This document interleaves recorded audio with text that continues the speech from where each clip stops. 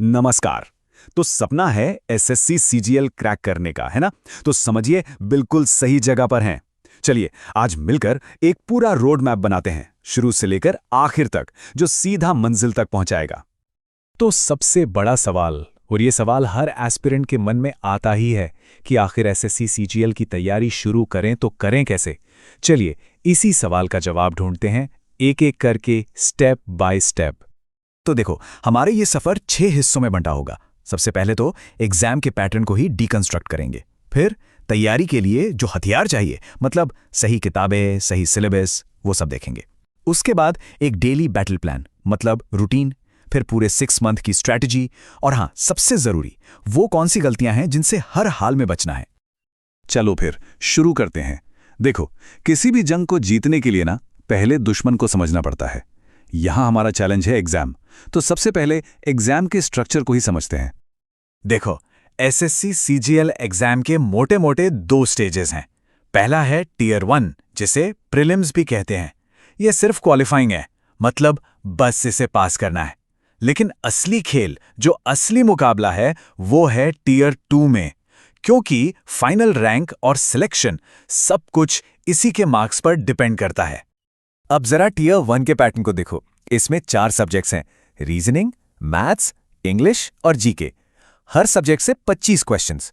तो हो गए टोटल 100 सवाल, 200 मार्क्स के। और टाइम सिर्फ 60 मिनट, मतलब हर सवाल के लिए 1 मिनट से भी कम। तो सीधी सी बात है, यहां पर स्पीड और एक्यूरेसी, इन दोनों का ही गेम है। ठीक है, अब आते हैं असली खेल पर, टियर 2 के पेपर 1 पर। यह पेपर सबके लिए कंपलसरी है। इसमें maths, reasoning, English, general awareness तो है ही, साथ में कंप्यूटर नॉलेज और एक स्किल टेस्ट भी जुड़ जाता है। मतलब ये स्टेज आपकी डीप नॉलेज और एप्लीकेशन स्किल्स को टेस्ट करता है। तो एग्जाम का ब्लूप्रिंट तो समझ आ गया।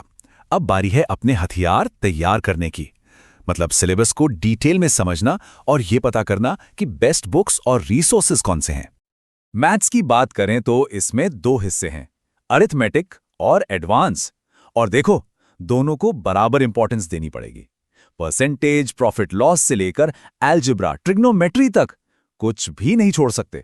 और रीजनिंग में एनालॉजी, कोडिंग, डिकोडिंग, सिलॉगिज्म, ये कुछ ऐसे टॉपिक्स हैं जो स्कोर को बूस्ट कर सकते हैं।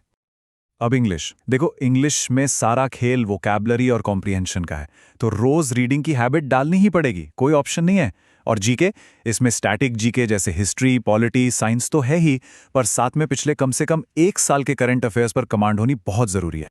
कहते हैं ना, सही किताब चुन ली तो आधी लड़ाई वहीं जीत ली। बिल्कुल वैसी ही बात है। मैथ्स के लिए राकेश यादव सर के क्लास नोट्स बहुत पॉपुलर हैं। इंग्लिश के लिए नीतू सिंह मैम की प्लिंथ टू पैरामाउंट समझो बाइबल है। और जीके के लिए ल्यूसेंट तो एवरग्रीन है ही। और आज के डिजिटल वर्ल्ड में ऑनलाइन टीचर्स का रोल बहुत बड़ा है। मैथ्स के लिए गगन प्रताप सर, इंग्लिश के लिए नीतू सिंह मैम और जीके के लिए स्टडी आईक्यू जैसे प्लेटफॉर्म्स, इनसे बहुत हेल्प मिल सकती है।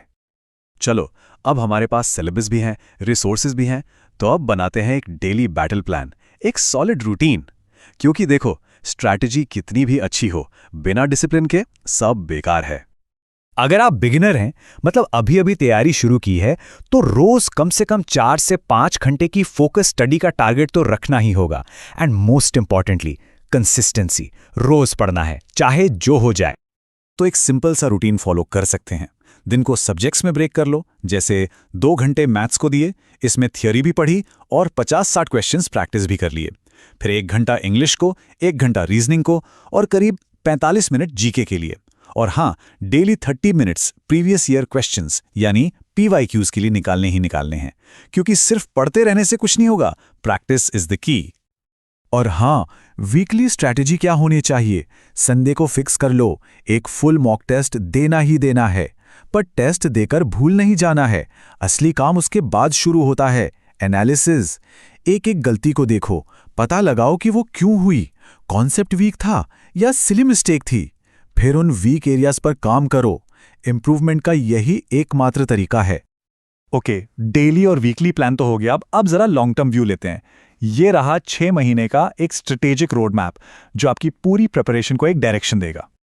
इस 6 महीने के कैंपेन को हम 3 फेज में डिवाइड कर सकते हैं। फेज 1, पहले 2 महीने, ये हैं फाउंडेशन बिल्डिंग के, मैथ्स, इंग्लिश, रीजनिंग के सारे बेसिक्स क्लियर करो। लूसेंट जीके खत्म करो। फेज 2 महीने 3 और 4 ये हैं प्रैक्टिस और एप्लीकेशन के। अब एडवांस मैथ्स शुरू करो, पीवाईक्यू सॉल्व करो और मॉक टेस्ट देना स्टार्ट कर दो। और फाइनली फेज 3 आखिरी के 2 महीने। अब पूरा फोकस टियर 2 लेवल की प्रैक्टिस पर, हाई लेवल मॉक्स पर और स्पीड एक्यूरेसी को ऑप्टिमाइज करने पर।